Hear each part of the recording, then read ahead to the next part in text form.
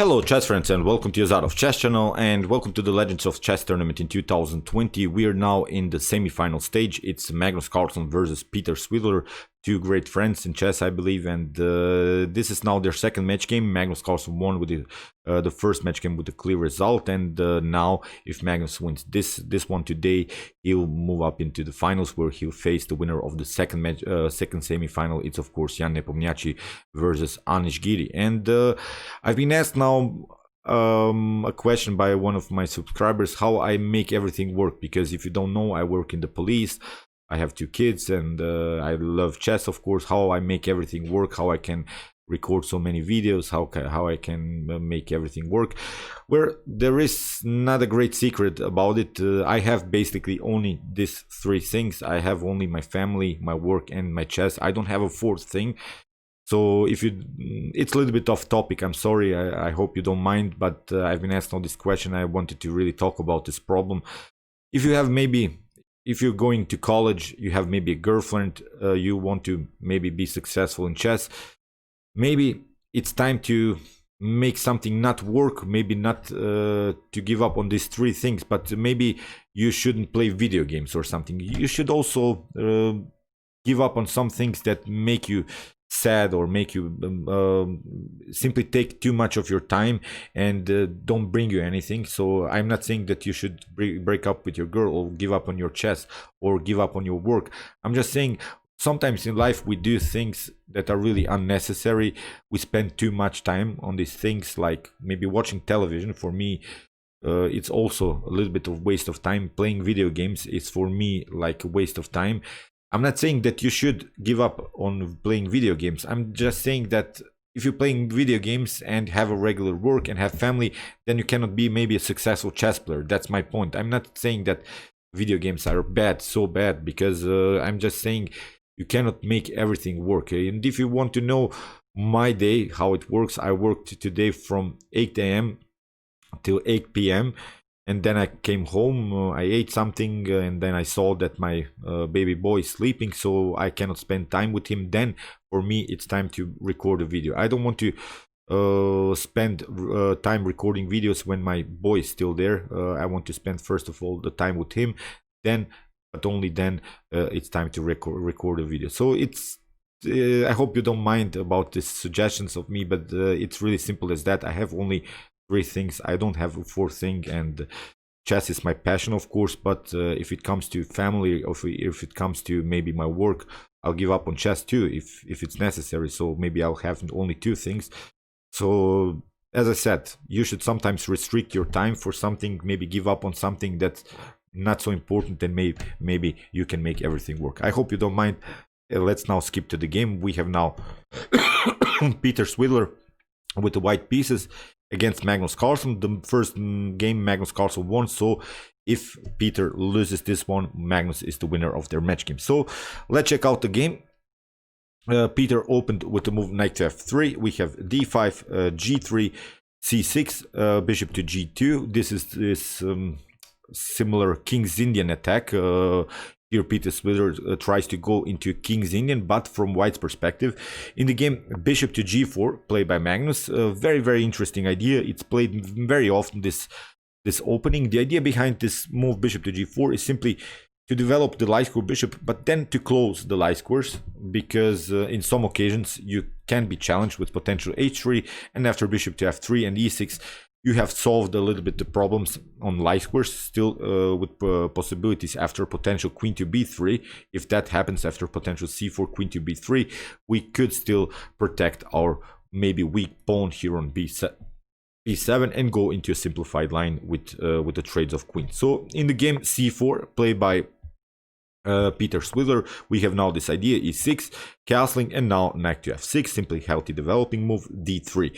Here Peter Svidler goes now into a more flexible line. You can sometimes you see that d4 is also played, but it's very risky, as black has brought the bishop here of course on g4. Now even d takes c4 could be a possibility, where black threatens to lock maybe the light squares with b5 and something like knight to d5, where this bishop couldn't be so dangerous. So here, as I said, d3, a more flexible position here in the game. Bishop to d6, queen to b3. And here Magnus plays a very interesting move, queen to e7. Most of the times you see that black will try this move, queen to b6, in order to protect the pawn on b7. But Magnus spices up this position a little bit. You see Magnus Carlsen that he is intentionally going into maybe a slightly worse line. Here the suggested move by the engine is queen to b6. And I'm sure that Magnus Carlsen knows that this is the best move. But he decides always to a little bit spice it up, maybe get out also all of Peter Svidler's preparation here with the move queen to e7. It's a little bit more weirder move, but it's a flexible move, which allows, of course, also black to make progress here with a potential e5 move. Knight to c3, we have knight to a6. There is now this problem about this queen to e7 move, because if you try a knight to d7, you see you cut off your connection between the queen and the pawn. Here, after the move knight to a6, here Peter Svidler plays, I think, the first inaccuracy in the game. He played c takes d5. This is a great move if you would have a different setup here, because what Peter Svidler realized here, that the queen and the king are on the same file and the king hasn't castled so far. So here Peter Svidler is trying really to open the e file somehow and forcing Magnus Carlsen to do something. But what he probably should have played here now is the move d4 or bishop to g5. Now you see there is no risk of this d takes c4 idea, and the good thing is after the move d4 you have taken the very important square c5 for the knight, so knight on c5 wouldn't be a possibility.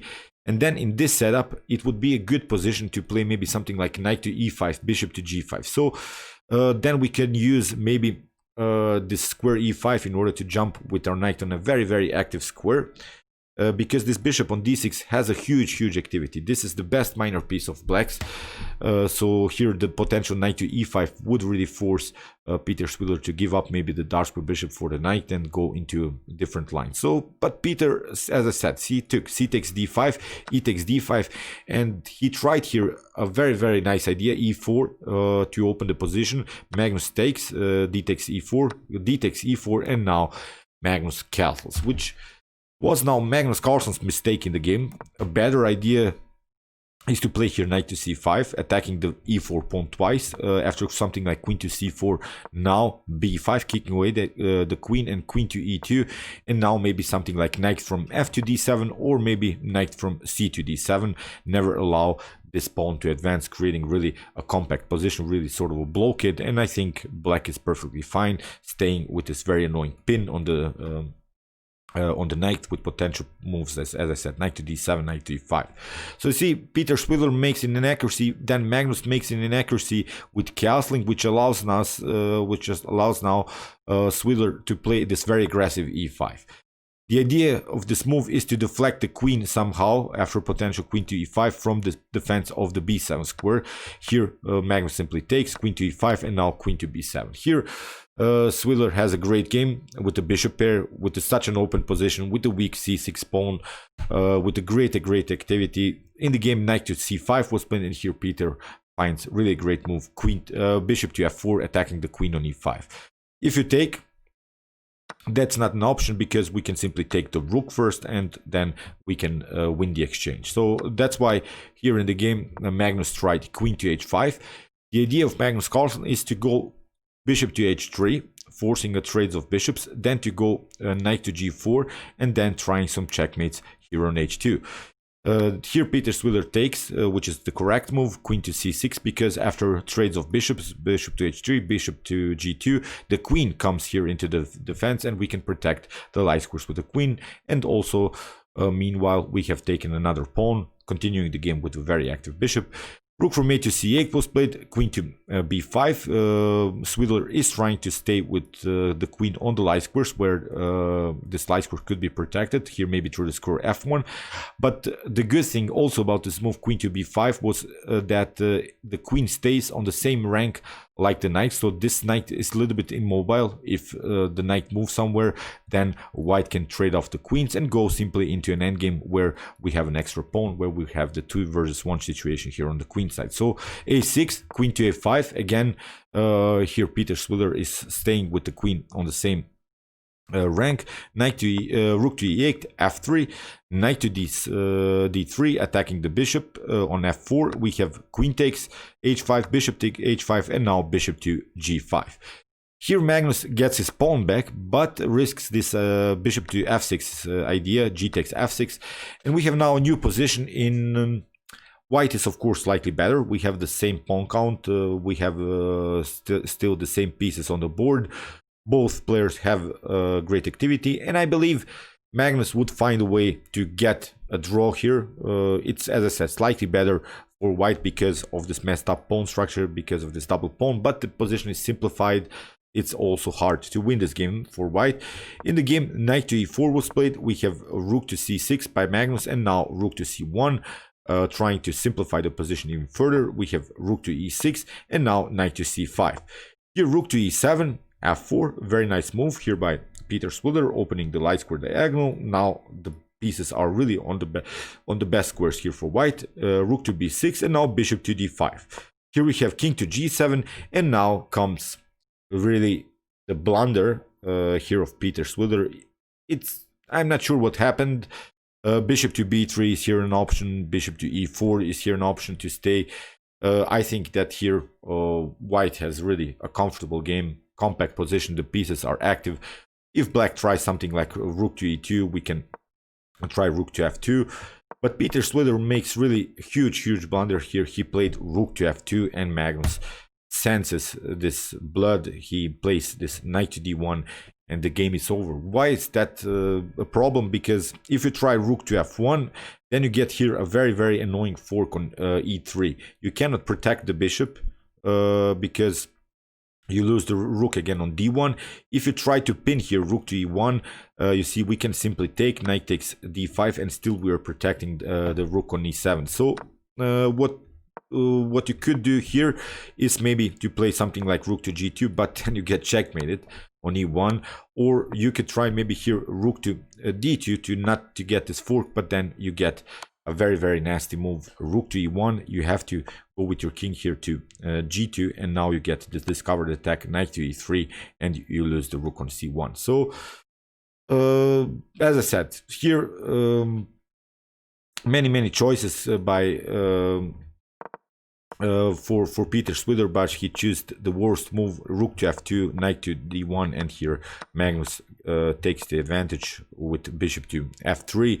We have rook to c3, and now after bishop to d5, here in this position, Peter Svidler resigned. So I'm not sure what happened here with Peter Svidler, how he missed his tactics. I'm not sure if he was low on time. Of course, here taking is not an option because you get rook to b1, a checkmate. So Magnus is in the final, which isn't of course a surprise, but okay, Peter had some chances, but still this is a fair result. I believe Magnus won the first match game also with a great attacking performances. I think that Peter Svidler is not so unsatisfied with this tournament. He got to the semifinals, which is great accomplishment. Many great players, like you saw Viswanathan Anand didn't play so good. Liren was also not so good. So great thing here for Peter Svidler, who is of course the commentator on Chess 24, and I really love his commentaries. He gives so many great ideas when he analyzes the game, and I really wanted to see how he is going to perform in such a great tournament, and he played a great tournament. Congratulations to Peter Svidler, and of course congratulations to Magnus Carlsen, who is now in the finals and waits who is the winner in the second semi-final between Anish Giri and Nepomniachtchi. Okay, I hope that you enjoyed this video, and I hope that you enjoyed this game. Meanwhile, you can watch my other commented chess games from this tournament. Here is the link, and you can also watch my best chess games of all time, in which I show you the best chess games that have been ever played in chess history. You can also subscribe to my channel if you like this content. Thanks you for watching, guys, and chess is the best, of course.